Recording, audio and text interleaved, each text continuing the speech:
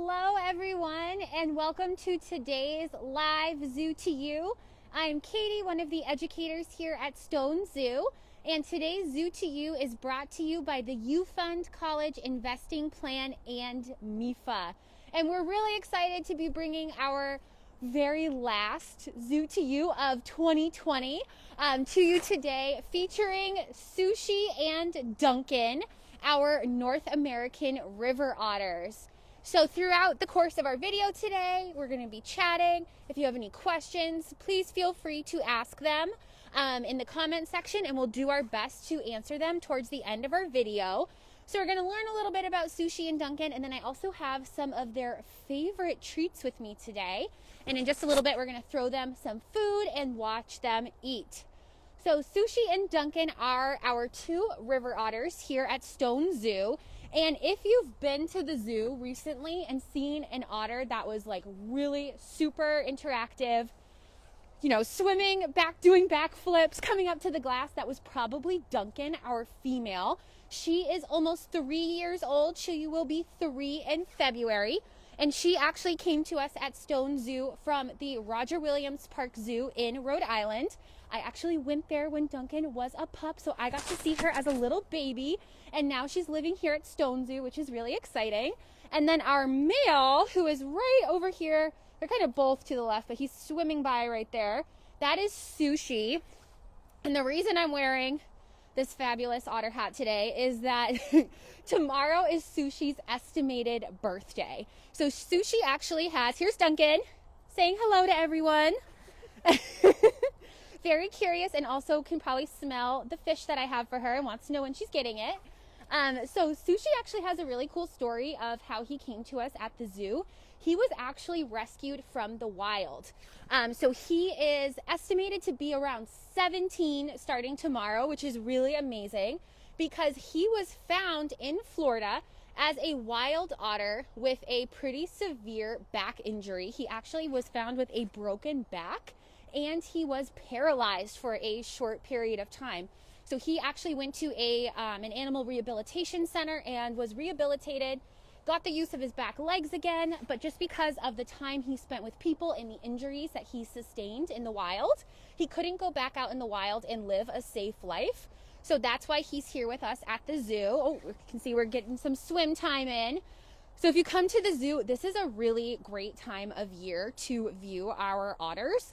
They love the cold. They're really well adapted for cold weather, and they will be swimming in their pool as long as there isn't ice over the top of it. So they can swim in really cold water. They have super, super thick fur, and they actually have 2 layers of fur. The first layer is like a short downy layer to help keep them warm. And then the outer layer is called guard hairs, and they're hollow, and that is kind of what helps waterproof them. And a scientist in Canada actually looked at some river otter fur under a microscope and found that there were around 40,000 hairs per square inch. So that fur is like super, super densely packed just so they can really, you know, stay out in this cold weather. So if you come here on a snowy day, we are open year round.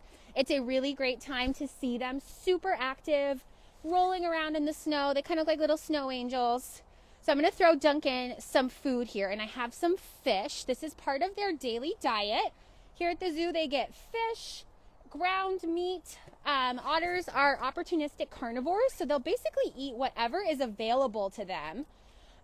So in the wild, it will be things like fish, invertebrates, frogs, small mammals, really whatever they can find. Not the best table manners, but that's okay. Really chowing down. So you can see when Duncan chews those really sharp teeth that they have. So otters look really cute and cuddly, but they are vicious little predators, honestly. So I'm going to throw Duncan a piece over here. She's really fast. Sushi's a little slower. So I'm going to throw his piece right to him, and hopefully he can get it before Duncan gets to it. Really chowing down. So like I mentioned, they do spend a lot of time in the water, and they have some really cool adaptations for being basically like semi-aquatic. So if you see those really long muscular tails they have, they use that tail kind of like a rudder. So that just propels them through the water. They also have really streamlined bodies. I like to call them slugs. They look like water slugs. They've got a really sluggy body, really long, just to help them swim through the water. And they have webbed feet too, and that helps them propel through the water as well. Otters have some cool adaptations. They can actually hold their breath for up to 8 minutes. So that's a really, really long time. And they can dive to depths of around 20 feet. So that will help them just find any crustaceans or invertebrates at the bottom of the water that they're in. Otters are also an indicator species. So if you see an otter in the wild swimming in a body of water, that actually means that water is really clean. They are not found in polluted areas. So they're kind of showing you an indication that that water is really, really healthy. And they're found all over North America. So all over the United States up into Canada. They have a really, really wide range. And they're not an endangered species. Historically, otters have been hunted for their coats, but right now they have a really healthy population. So one thing that we can do to keep that population healthy is to just work on habitat preservation and to make sure that we're keeping our waterways nice and healthy so they have tons of habitat that they can occupy. Now, if we had any questions that I could answer so far? Can you tell us if there are other species of otter? There are other species of otter. I probably wouldn't be able to name all of them, but they do live basically all over the world. So some really cool species, if you're interested in otters and want to learn more about them, are the giant river otters in South America, much larger than our North American river otters. They actually get together in big groups, and I've seen videos of them ganging up on jaguars to scare jaguars away, which is really amazing. And then in Asia, they have the Asian small-clawed otter, which is one of the cutest animals in the world, in my opinion. So there are lots of different species of otters. There's also sea otters, who are obviously adapted for life in the ocean. So they actually have the thickest fur of all animals. Sea otters do, and those are the ones that you'll see videos of them holding hands so they don't float away when they're sleeping. So, follow-up question, MP asked, the South American giant otter can grow up to 5 feet. Can they migrate up here? That's a good question, MP. I don't believe they could migrate up here. That's a long way to go, and there wouldn't be any water bodies, I'm assuming, that would go all the way up here. That's a good question. Thank you for stumping me. I'm not sure about the answer to that one. Ashley was also asking, and I know you spoke about this earlier, but could you just remind us what they eat besides fish? So they also, here at the zoo, get ground meat. It's just our carnivore diet. So if you think of like ground hamburger meat that you might get at the grocery store, it looks really similar to that.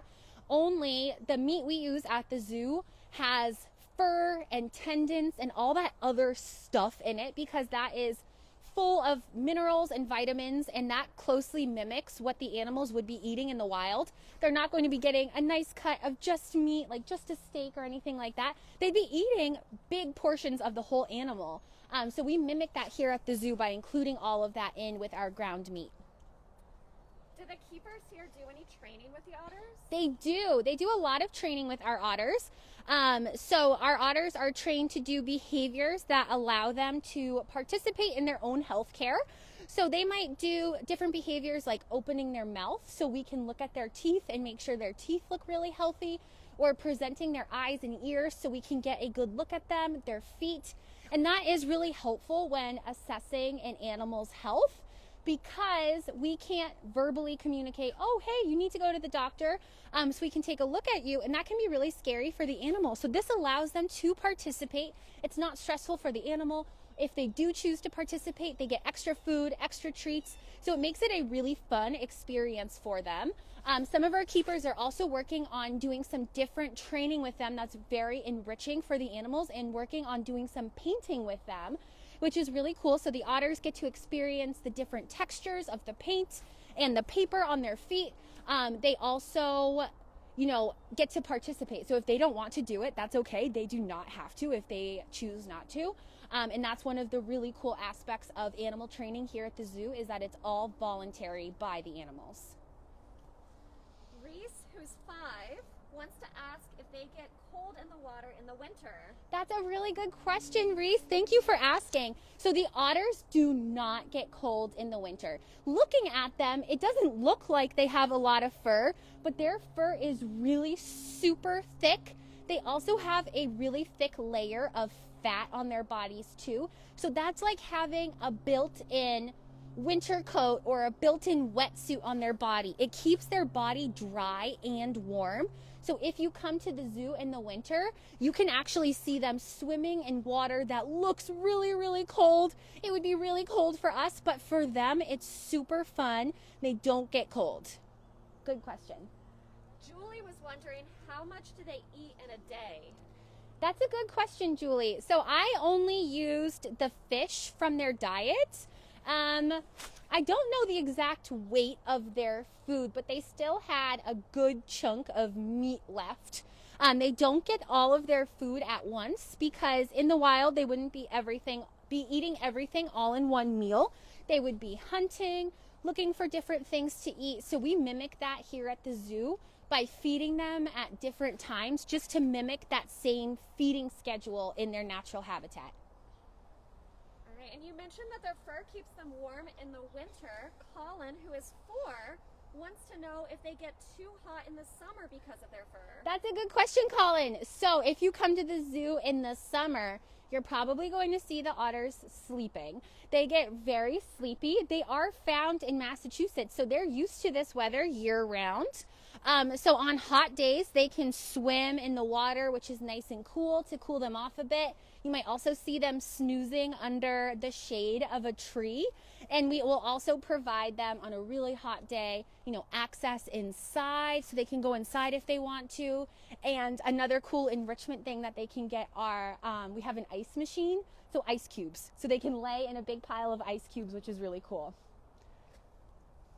All right, I think we are just about out of time. Thank you so much for joining us this New Year's Eve day, I guess, our last day of 2020 and our last Zoo to You of 2020. Thank you all so much for watching, and have a very happy new year. We will see you all in 2021. Bye.